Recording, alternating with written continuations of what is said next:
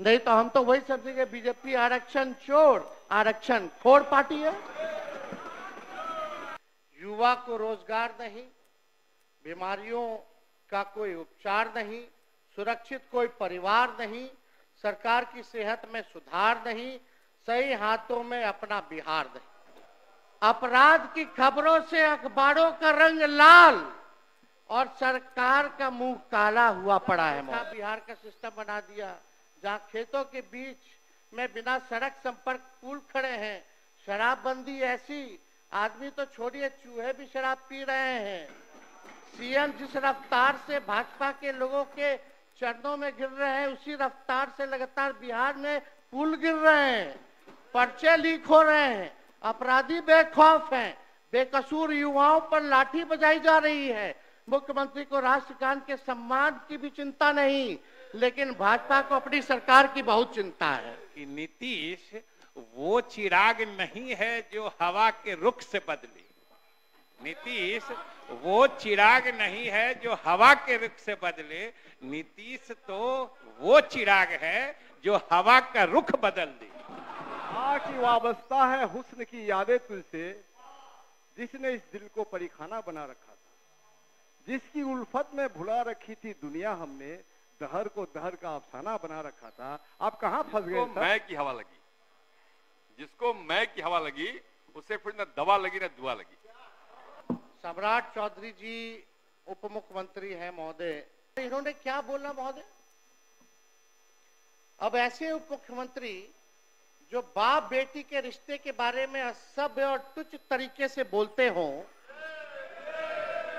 हमारे पिता और हमारी बहन जिन्होंने किडनी दिया, उनके बारे में इन्होंने क्या बयान दिया कि टिकट के लिए जो है किडनी दिया।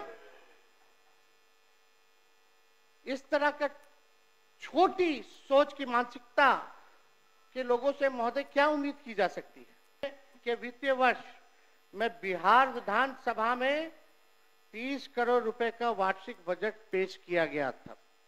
52-53 में बिहार का 30 करोड़ का पेश किया गया था। जब आदरणीय गरीबों के मसीहा आदरणीय लालू जी मुख्यमंत्री बने 1990 में, तब बिहार का बजट लगभग 3000 करोड़ था महोदय। और 2005-06 में जब सौंप करके गए, तब बिहार का कुल आंकड़ा यानी 28,000 करोड़ करके के गए महोदय। 3000 से 28,000 करोड़, यानी लगभग 9.5 गुना बजट राजद शासन काल में बढ़ा। 2005 से 2024-25 विगत वर्ष के आपके शासन में 28,000 करोड़ से बढ़कर 2,78,000 करोड़ हुआ, यानी लगभग वही 9.5 गुना बढ़ा। तो किस बात का आप लोग पीठ थपथपा रहे हैं? ये तो बढ़ता ही रहेगा, आप रहे या कोई रहे। बजट तो लगातार, ये तो परंपरा क्या, ये तो होता ही रहना है, बढ़ता ही रहेगा। इसमें आपने कौन सा तीर मार लिया? जो बार बार जो आप लोग कहते हैं कि भाई इतना बजट का साइज कर दिया, अब 3,17,000 करोड़ रुपया कर दिया, इसी से सब जो है टेप रिकॉर्डर बजाया जा रहा है कि बड़ा विकास किया।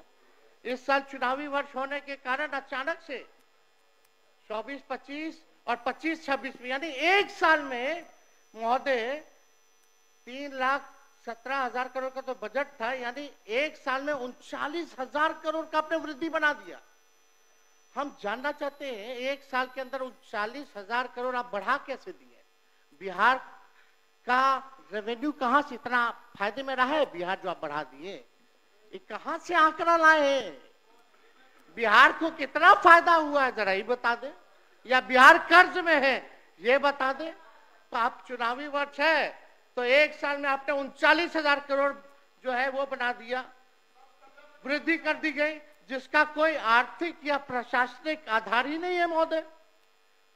क्या आपका राजस्व 39,000 करोड़ बढ़ा है?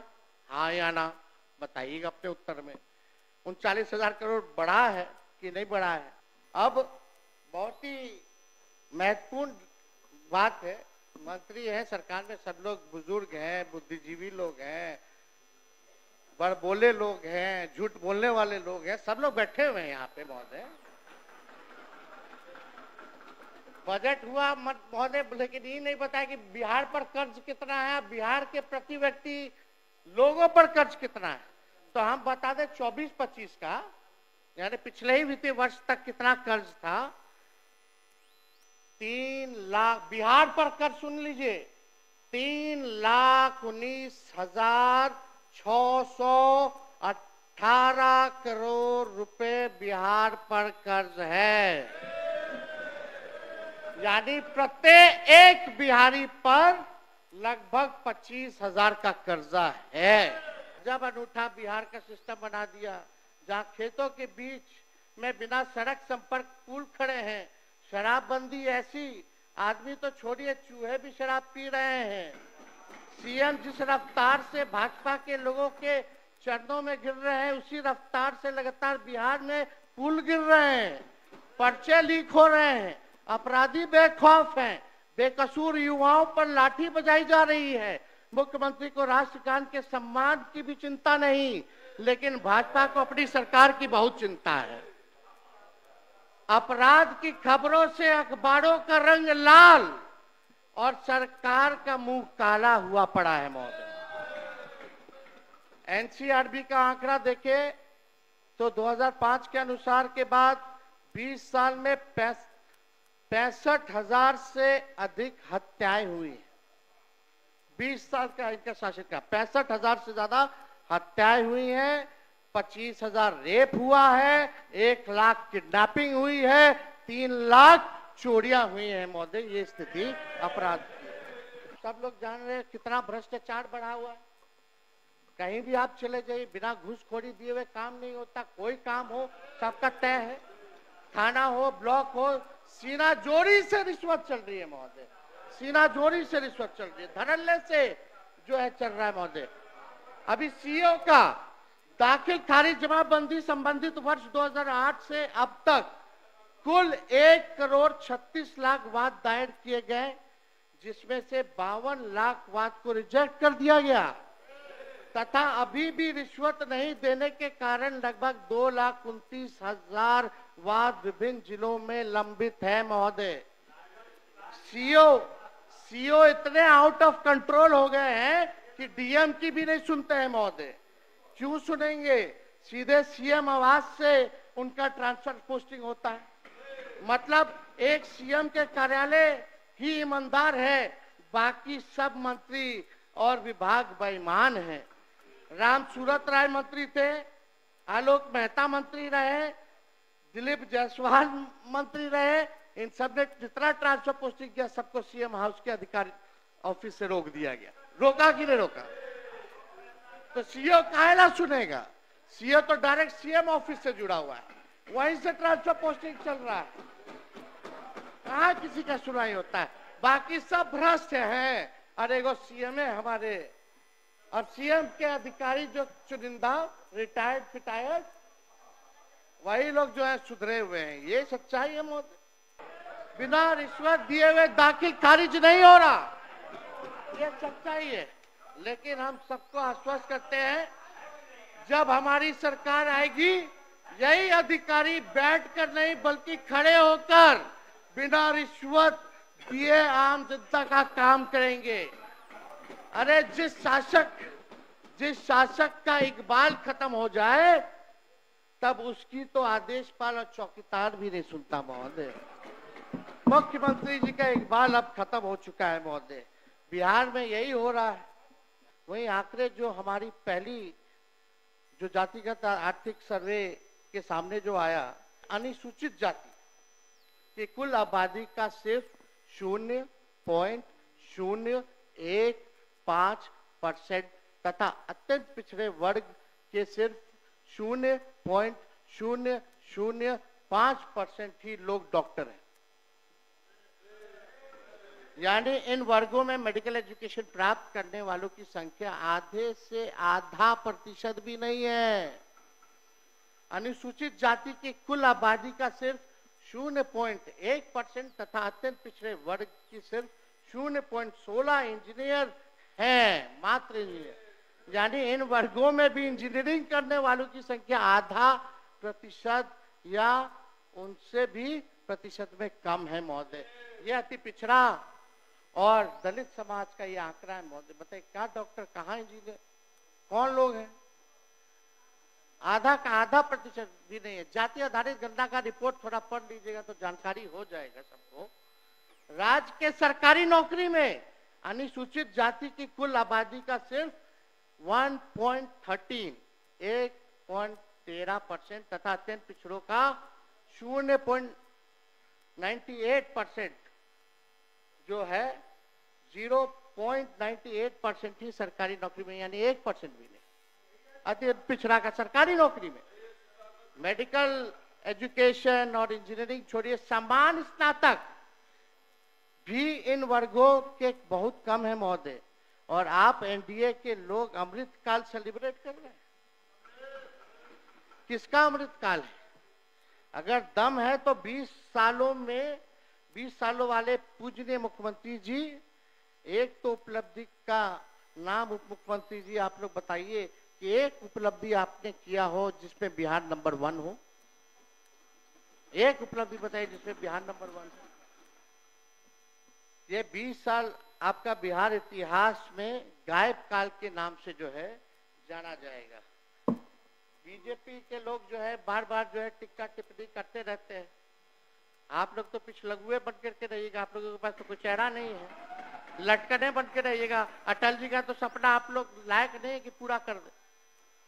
अगर है तो एक बार कभी कभी अकेले अकेले लड़ लिया जाए चुनाव। हम भी अकेले लड़ लें, देख लिया जाएगा कि किसमें किसका कितना जनाधार है, किसमें कितना दम है, जनता किसके साथ है।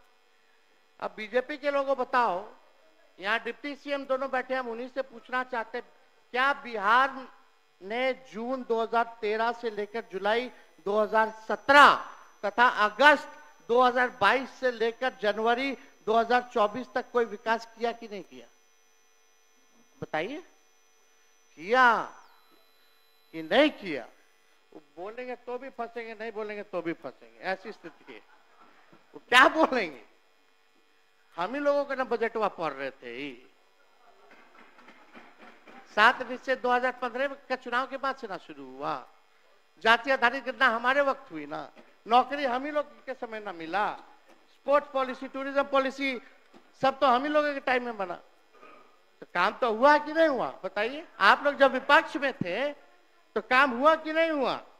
खैर, बिहार जो है ना नितिन जी, बिहार ज्ञान और मोक्ष की धरती है। चुनाव के बाद सबको ज्ञान आ जाएगा, अच्छे से विदा किया जाएगा, अज्ञानियों को ज्ञानी बना के भेजा जाएगा। चिंता नहीं करना है।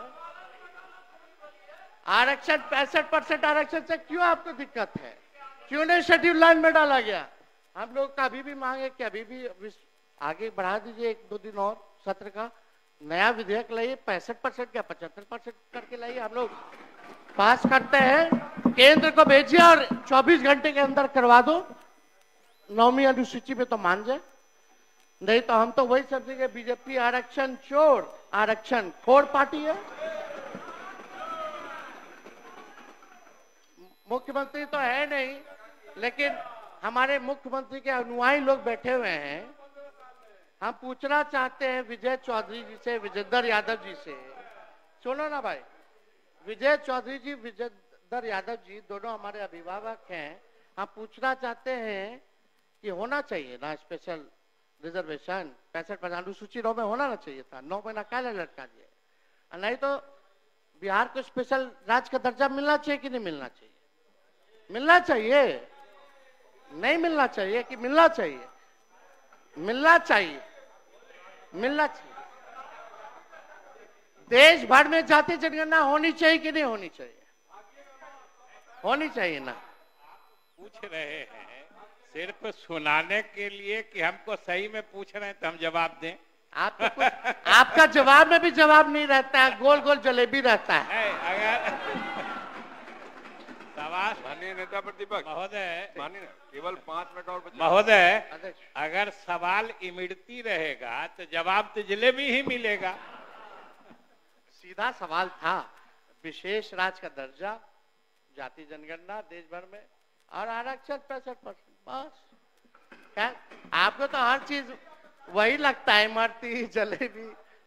खैर छोड़िए, अब ज्यादा हम, लेकिन आप देखिए चंद्रबाबू नायडू बताइए लेके चले गए, कितना लेके के चले गए वो पैकेज अनाउंस किए, लेकिन मुख्यमंत्री जी कुछ नहीं कर पाए। आप देखिएगा कि भाई 2 लाख करोड़ आंध्र प्रदेश के लिए लेके चले गए चंद्रबाबू नायडू, और आप लोग कुछ नहीं कर पाए, थाली बजा रहे हैं खाली। और सप्लीमेंट्री बजट में पिछले बार भारत सरकार का 2024 जुलाई में 59,000 करोड़ की योजनाओं का जिक्र किया, वो भी 2015 वाली। नायडू जी हार्ड बार्गेनर हैं, थोड़ा नायडू जी से सीखना चाहिए, करना चाहिए था। कहते हैं कि उन्होंने दिल्ली से लेकर आंध्र प्रदेश तक केंद्र से धन लेने की पाइपलाइन शुरू कर दी है, बिछवा दिया है। आप लोग कब करिएगा? इसका मतलब यह है कि आंध्र प्रदेश विकास के लिए चिंतित है, जब मर्जी केंद्र के छाती पर चढ़कर विशेष पैकेज ले जाता है। लेकिन एक हमारे सीएम हैं जो ना तो नीति आयोग के बैठक में जाते हैं, ना पटना में आए हुए इन्वेस्टर मीट अटेंड करते हैं, ना निवेशकों से मिलते हैं। दूसरे राज्यों के सीएम निवेश लाने के लिए जिनेवा, दाओस सहित कई जगह विदेशों में जाकर के जो है वो निवेश लाने का काम करते हैं, लेकिन हमारे पटना में आए निवेशकों से भी नहीं मिलते हैं हमारे मुख्यमंत्री। क्या इसलिए नहीं जाते हैं कि बिहार में समुद्र नहीं है? अब ये समुद्र नहीं है का मतलब आप लोग नहीं समझिएगा। मुख्यमंत्री जी का 2020 में ये बयान था, नीतीश बोले बिहार समुद्र किनारे नहीं है इसलिए उद्योग नहीं आते। तो पंजाब, हरियाणा, मध्य प्रदेश क्यों बिहार से आ गए? ये मेरा ऑन रिकॉर्ड है, बिना फालतू बात नहीं करते, रिसर्च करके आते हैं साइंटिफिक ढंग से। सृष्टि की संरचना ही 2005 के बाद से हुई। नहीं रहेंगे तो दुनिया खत्म हो जाएगा। मुख्यमंत्री बोल रहे थे कि टेलीफोन, आईपैड, कंप्यूटर खत्म करो, अब बजट ही पेश कर रहे थे तो दिखाने के लिए आईपैड ला करके दिखा। गजब हाल है। आप संक्षेप करिए। उनके लिए महोदय, उफ तलक करते नहीं जिल्ले इलाही के खिलाफ, उफ तलक करते नहीं जिल्ले इलाही के खिलाफ। आपको दरबार की आदत है, दरबारी है आप। अध्यक्ष महोदय, अब मौका आ गया है बिहार 2025 में अपने यंगेस्ट स्टेट होने का फायदा उठाएगा और यह मौका बर्बाद नहीं होने देगा। हम बिहार को भारत का मैन्युफैक्चरिंग हब बनाएंगे। ये बीजेपी के लोग युवाओं, नौकरी, रोजगार, उद्योग धंधे, एआई और टेक्नोलॉजी में आगे बढ़ाने तथा रिसर्च और इनोवेशन में इंगेज करने के बजाय इन्हें जात, धर्म, नफरत और प्रोपेगेंडा में उलाझ के रखने का काम करते हैं। मन नया बिहार बनाने के लिए मेरे पास विजन है, स्पेशल मिशन है और अनडाइंग पैशन है महोदय। नया बिहार की 58% आबादी 50 वर्ष के लोगों से कम की है और उसके सपनों को, आकांक्षाओं को, भविष्य को अपनी कुर्सी का खेल में नहीं जला सकते। मैं युवा हूं, उनकी भावनाओं और सपनों का समझता हूं और हर हाल में बिहार के युवाओं को सपनों को साकार करूंगा। मुझे सरकार नहीं बल्कि नया बिहार बनाना है। माफ करिए, अब 2 मिनट कंक्लूड करेंगे। मैं युवाओं की तरफ से इस रूढ़िवादी और आउटडेटेड सरकार को बस इतना ही कहकर अपनी बात को खत्म करना चाहूंगा। ना दबाओ पांव से घास के तिनके को अदना समझकर, उड़ के पड़ जाए अगर आंख में तकलीफ बड़ी होती है।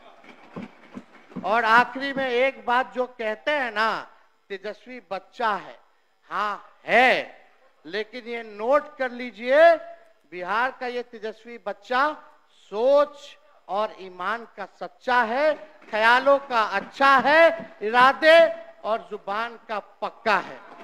बहुत बहुत धन्यवाद।